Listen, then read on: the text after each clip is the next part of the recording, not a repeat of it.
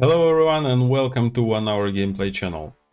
Today I want to talk about another super cool and promising MMORPG that you might not have come across. And even if you have, you probably didn't pay much attention to it. See, it's not following the trend of those new MMORPGs that are all about flashy graphics. You know, most of those projects that focused solely on looking good are either in the dumps or barely hanging on. So let's dive into Ravendawn. And hey, if this video gets some love, I'll definitely showcase this game in future streams and create content for you guys. So hit that subscribe button, give this video a thumbs up and drop your thoughts in the comments. It really matters to me and keep me motivated to make more videos, keeping you in the loop about the new games and updates. Alright, let's kick off with the fact that Ravendawn is currently in its open beta testing phase, which is scheduled. The last testing session wrapped up just a week ago, and while we're waiting for news on the next one, I'm really waiting to jump back in. This game has got me hooked because it really have what I want in MMORPG. But it's not without its downsides, but I'll get to those later in this video. So what's the deal with Ravendawn? It's a 2D MMORPG that's all about deep gameplay, building a community and creating unique characters. In Ravendawn you get to own the world. The vastness of the landscape means you can build pretty much anywhere, from a cozy log cabin in the heart of a dense forest to a grand stone mansion on the sandy shores. Just stake your claim and gather enough resources to establish your turf and craft your dream home. Think of Ravendawn as your canvas, and with realistic house and farm building mechanics, you get to paint it exactly how you want. As the game developers says, they're paying homage to the graphic style of Tibia while adding their own modern twist. So if you're all about depth, community and unique graphical vibe, Ravendawn might just be your jam.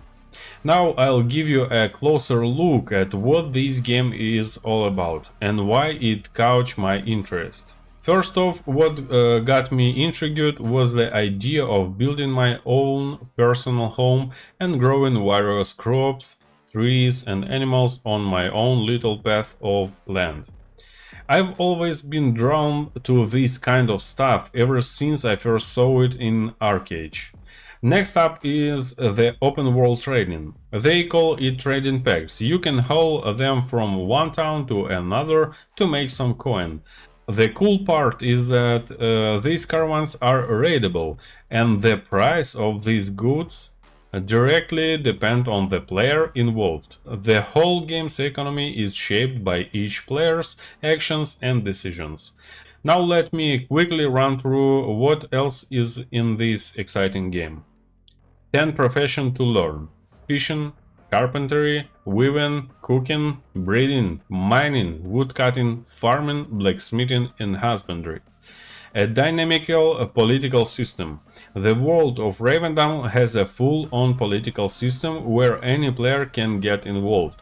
Landowners can make a bigger impact by becoming lords if they have enough silver and support. As a lord, you get to tweak the laws of Ravendawn by choosing royal decrees. Ravendawn's world is packed with unique creatures and humanoids in its ruins and wilderness. Unlimited skill customization. 8 archetypes that you can switch between anytime. Archery, spiritual, warfare, holy, witchcraft, wizardry, protection and shadow. Each character can use 3 archetypes simultaneously, making them unique with their own special skills. Also, each of these skills has a way to improve with the help of cards that can be obtained for completing tasks at events and even getting a new level. These cards will be not sold for real money. You don't have to worry about it. These cards can also be improved using unnecessary cards that turn into crystals and for these crystals respectively you can improve each necessary skill card. The game isn't just PvE and PvP, but there's also PK, which means you can kill all other characters or all other peoples and even grab the caravan's goods and sell them. No pay to win here, at least not planned from what I know. Anything you can buy is just for customizing your character's appearance and your home area. Plus, there are adventure guilds that give you quests to slay certain kinds of monsters. When you complete this quest, you get a permanent boost to your attack power against those monsters or defense from them. These guilds have a leaderboard showing the best monster fighters, and the top fighters get some sweet rewards. There is a bunch of quests, some quite challenging to do solo, so the game doesn't feel as easy as it does at the start. I've had my share of sweaty moments tackling quests where I was outnumbered and got beat down if I went in alone. In Ravendawn you can also ride mounts to get around the world faster. And if you're into sea adventurers, there are ships that you can upgrade to carry more trade goods or add more cannons for naval battles and armor for standing up to other players. Now let me talk about the not so great parts. You see, maybe because I haven't played MMORPG with this kind of graphics, design and movement system before, it was really tough for me to get used to at first. It's quite off-putting for new players when they start, but after an hour or two you can adapt to it. Your character doesn't move freely like we're used to. It only goes fixed directions or diagonally. So you can't run circles around enemies or just pass through them like in other MMORPGs. You have to step diagonally, and if there is another enemy there, you're stuck, you can't move forward. For example, if you're in a corner and three enemies approach, you're trapped unless you defeat one of them or they don't kill you. This really annoys me, but it also forced me to choose the best position for attack each time, which probably led me to avoid such pitfalls and learn how to keep my distance from enemies. Another thing that bothered me, maybe it will be added in the future or at the game's release, is the lack of information about buffs and debuffs on your character.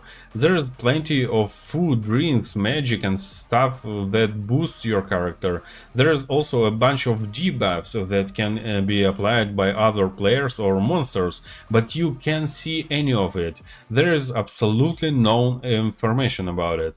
It's unclear if you drink an attack elixir or not, 8 stamina boosting food or not, and you have no idea if you're under the effect of debuff or how long it lasts. The game is super popular in Portugal, Brazil and Poland. I can't say why exactly in those countries, but it's probably because they are former Tibia players who decide to jump into a similar game. So chances are you haven't heard about this project, but now you got the lowdown on this game. I'll leave a link to the game in description so you can check it out, register and even download the game client to start playing as soon as the next testing phase opens. That's all guys. Thanks a lot for your attention. Remember to hit that like or dislike button based on your feelings about the video.